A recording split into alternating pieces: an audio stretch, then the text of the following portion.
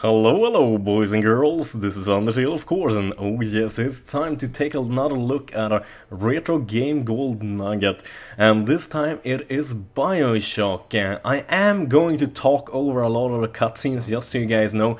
I tried recording this. I actually tried to record it 2 times right now, but it's simply too many cutscenes, and it basically throws me off my game, so to say. So if you want to see the cutscenes in their full length, I recommend buying the game. That's as easy as it is. So this game is exactly as you can see, BioShock, and this game was released at the 21st of August 2007.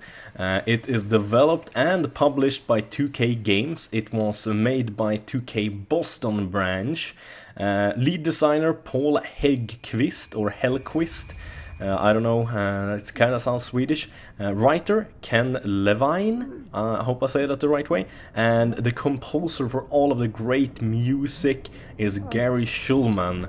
And I hope I also say that right. It is running the Unreal 3 engine, so this is a really pretty game, even though it is almost exactly 5 years old. I mean, it's about 4.5 years old, but I didn't feel like waiting for August until I showed it to you guys. I felt like showing it right now.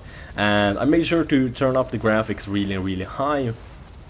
Play the game actually in 1080p, but I'm rendering it in 720. We still look really good since I'm just downsizing it a bit. So I mean, you can see all of the lighting, you know, the atmosphere. The atmosphere in this game is just incredible. Oh my god, this was a one-of-a-kind game when it come out.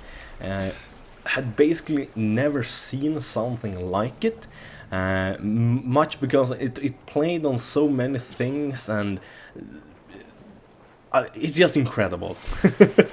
You can pick it up if you feel like you want this game, you think it looks good enough. You can pick it up on Steam for I think if you're from the EU, 10 bucks, no, or 10 euros I paid for it.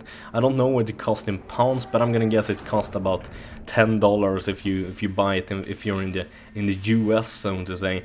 And the only problem I really had with this game, or have right now rather, is the mouse sensitivity. I wasn't able to get it to work good, so you're gonna see that my movements are kind of jerky.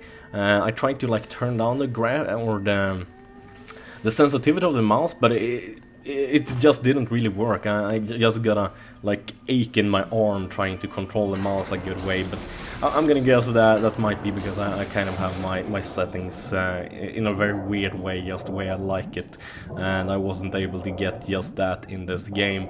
Other than that, I would say the game gets a 10 out of 10. I'm not the person who usually rates games with points, but this is just an incredibly good game.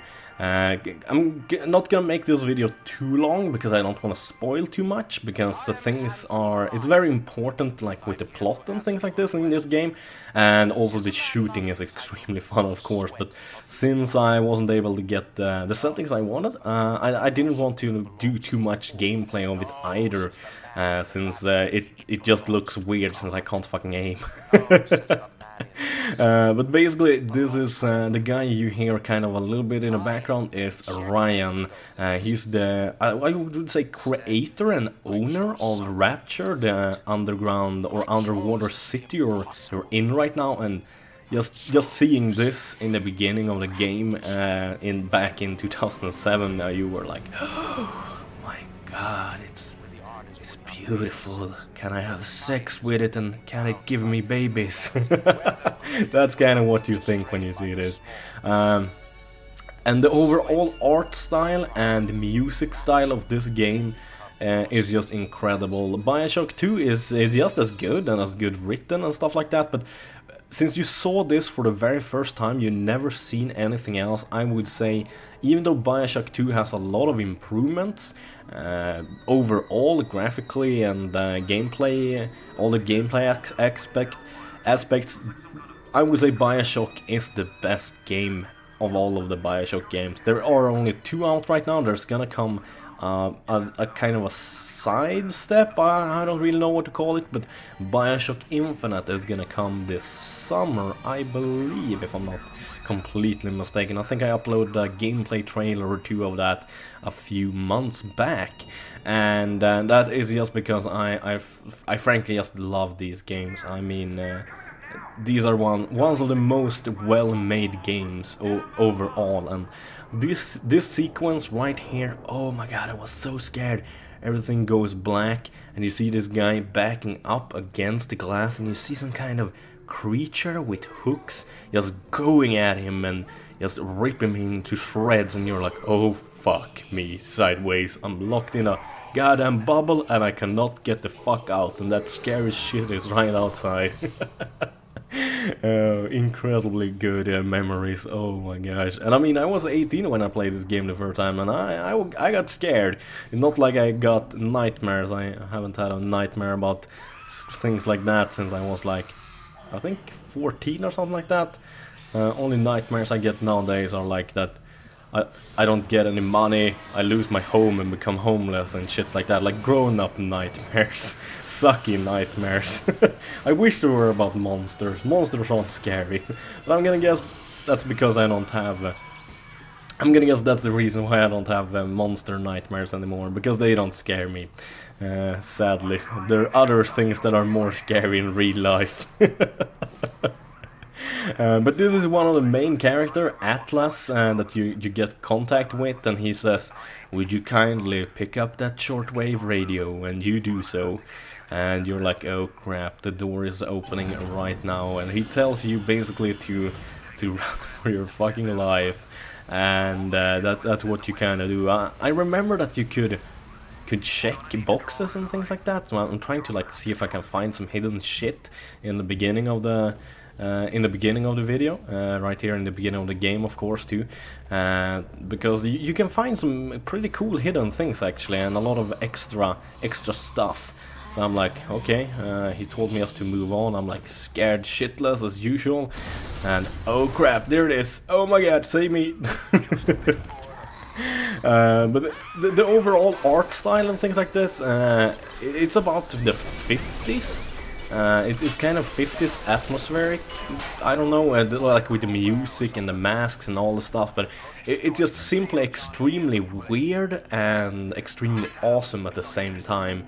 I just gotta say that I love this game, and if you are an FPS fan, if you love playing games at all, you should pick this game up without any doubt. I mean, it's just incredibly good. And as I said earlier, I had some problems getting the mouse to work good, so I'm having like problems to actually hitting people. I'm trying to like swing my crowbar here, but I miss this like half of the times, and pick up some hypo needles and some band-aids and stuff like that. And this is just right in the beginning, so there's not really anything that's too hard to understand or get. And you can find foods, you can find weapons, you can find all kinds of stuff inside of chests, inside of luggage, and all kinds of stuff like that basically. And it's just generally an extremely fun game. You can spend a lot of time just exploring different levels. Even though you kill all the enemies, you can most definitely get a lot of cool stuff. And here comes one of the main aspects of the game, plasmids.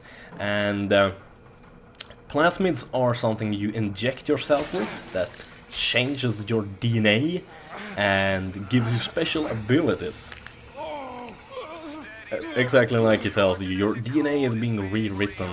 And another cutscene. So as I told you guys, there's a lot of cutscenes. That's why I'm talking over them, because simply there's too many cutscenes. There's gonna come some real gameplay here in a few seconds, but I just felt that with all these cutscenes in the beginning, I kind of wanted to show exactly how the game looks like in the beginning, because I don't want to give away too much of the game if you guys want to pick it up and try it.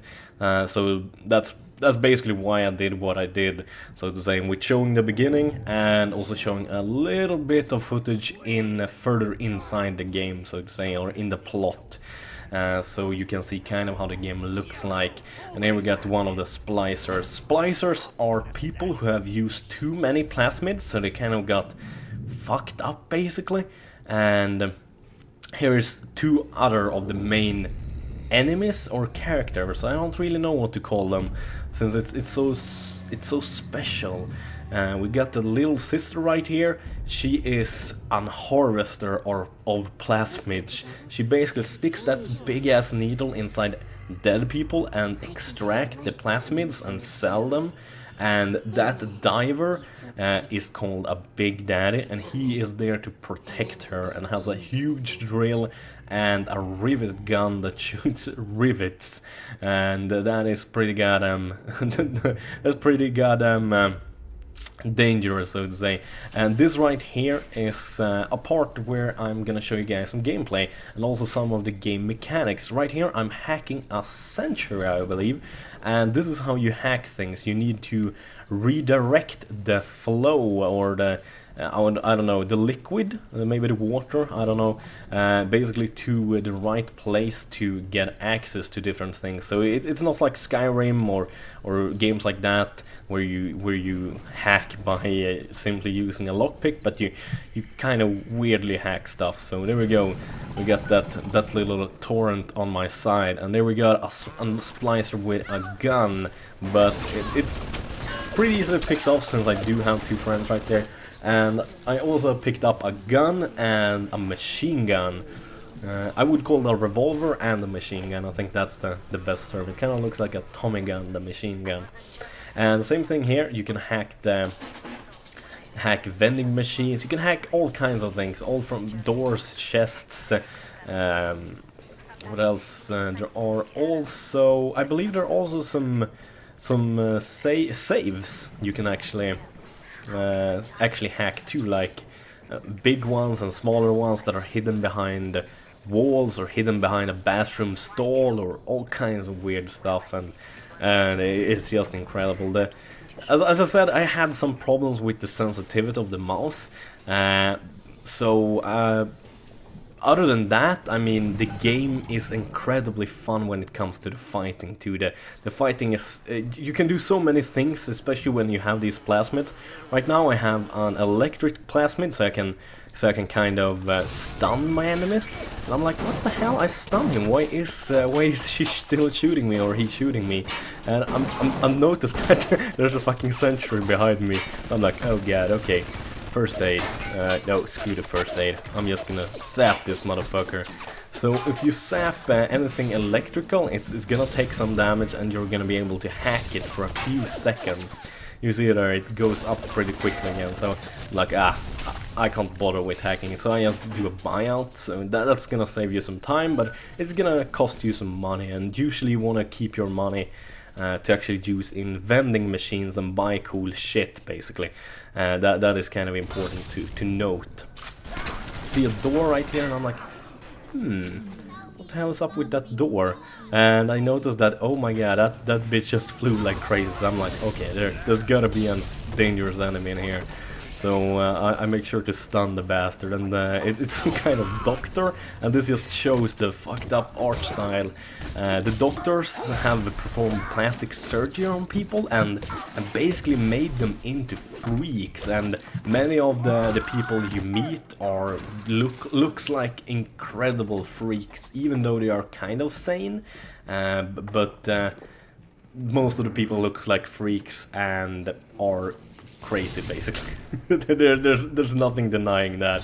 I mean, there's some incredibly crazy people, and that right there, I just stunned a surveillance camera, and if that surveillance camera locks onto you for more than a few seconds, it's basically going to start an alarm cycle, and it's gonna send some of those little bots that you saw that I had earlier after you, that's flying, and they're gonna pretty much rip you a new one. And here we got one of the new powers, actually, that's gonna help me hack things quicker. There are also different plasmids, and we're gonna see one of them in action very soon, but there's a shit ton of other plasmids, trust me. I mean, this game is good. as I told you guys earlier, I mean the art style is so extremely weird. And here we go, one of the new plasmids, and we got ourselves a fire starter. So I see the trail of oil on the floor, and I just ignite it, and everybody outside just starts burning. But yeah, as I said, this game is about $10 or €10, depending on where you live. So it's a bit more cheap in the US. I would most strongly recommend you pick up this title if you haven't tried it yet. And as usual, thank you guys for watching. Have a wonderful day. Bye bye.